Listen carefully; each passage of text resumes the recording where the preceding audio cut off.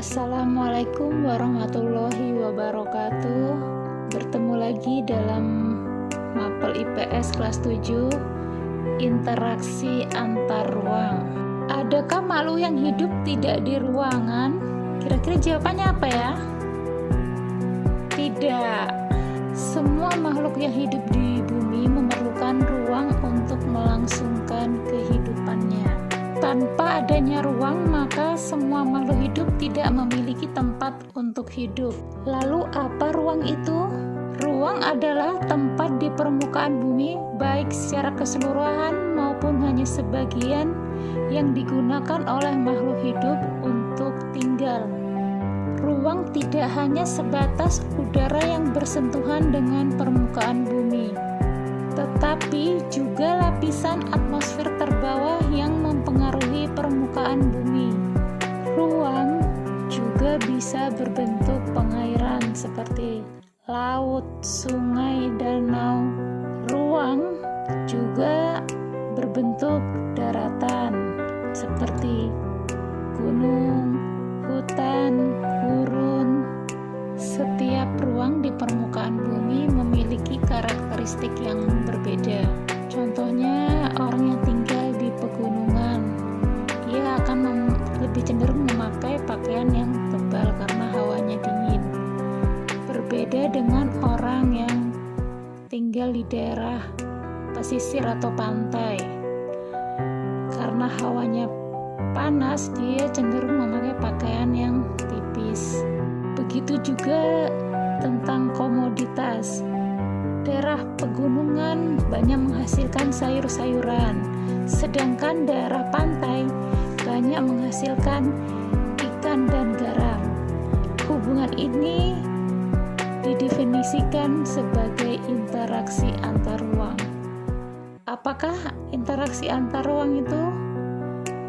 Interaksi antar ruang adalah hubungan timbal balik penghuni ruang dalam rangka untuk memenuhi kebutuhan karena perbedaan potensi setiap ruang. Syarat interaksi antar ruang. Yang pertama, saling melengkapi. Kondisi saling melengkapi atau komplementari atau regional komplementari terjadi ketika dua wilayah atau lebih menghasilkan komoditas yang berbeda. Sebagai contoh, daerah pegunungan menghasilkan sayuran, sedangkan daerah pesisir menghasilkan ikan dan garam.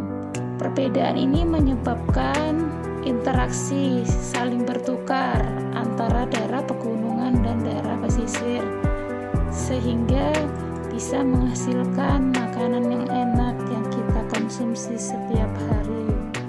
Yang kedua, kesempatan antara.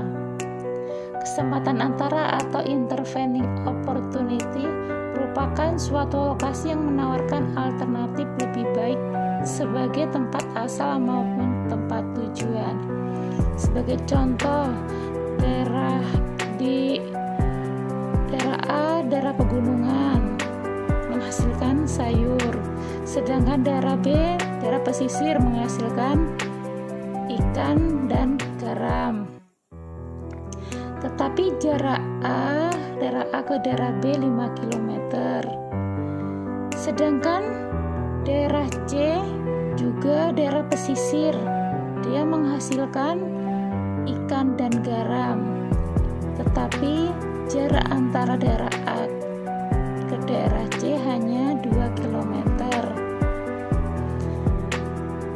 Jadi hubungan antara daerah A dan C terjadi interaksi yang kuat karena jaraknya semakin dekat, sedangkan daerah A menuju ke daerah B terjadi interaksi yang lemah karena jaraknya lebih jauh.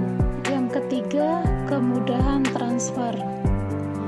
Kemudian transfer atau transferability merupakan kemudahan distribusi barang akibat dari sarana dan prasarana yang mendukung. Sebagai contoh, daerah A memiliki sumber daya sayuran, sedangkan daerah B memiliki sumber daya ikan dan garam. Jarak antara daerah A ke B 5 km, sedangkan daerah C memiliki sumber daya ikan dan garam.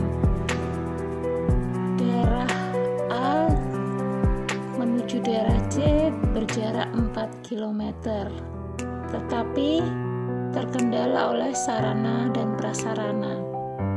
Contohnya jalan, transportasi. Sedangkan jarak daerah A ke daerah B 5 km, sarana dan prasarana sangat mendukung. Sehingga walaupun jarak antara daerah A dengan B itu lebih jauh, ini terjadi interaksi yang kuat.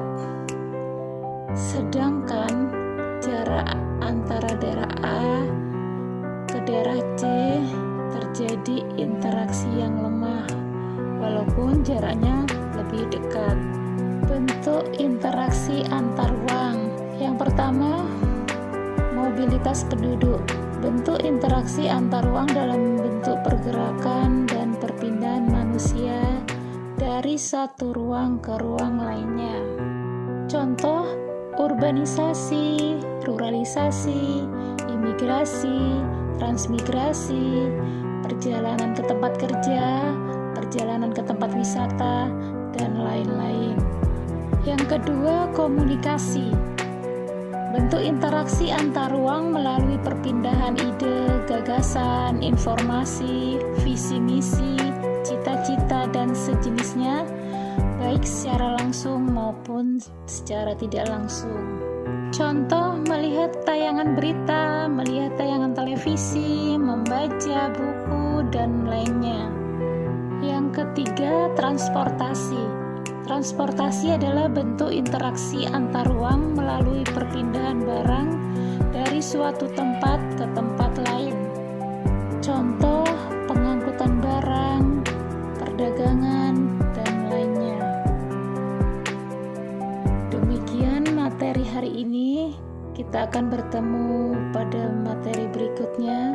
Ibu akhiri, Assalamualaikum warahmatullahi wabarakatuh.